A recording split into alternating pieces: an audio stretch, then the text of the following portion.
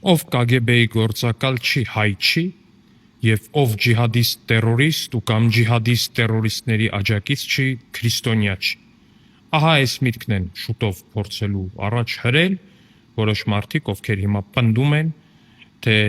սեփական ուխտը խախտած որոշ հոգևորականների դեմ տարվող պայքարը, դա պայքարը հայ առաքելական Սուրբ եկեղեցու դեմ։ Մարդիկ, որոնք պնդում են, թե եկեղեցին բիզնես կենտրոնի, թե հավատացյալներին որպես բացառապես փողի աղբյուրի, իսկ ամբողջ ազգին խորը անասունի դիտարկող մարդկանց դեմ պայքարը, դա պայքարը հայ առաքելական եկեղեցու դեմ։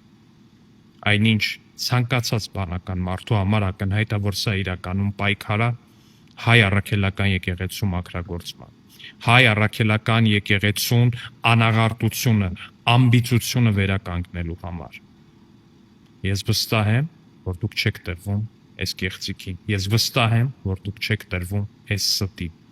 Ու ես վստահ եմ, որ իրականությունը չափազանց պարզ է, չափազանց տեսանելի այն չտեսնելու համար։ Աստված բոլորիս հետ, ու Աստված պահապան հայ առաքելական եկեղեցու։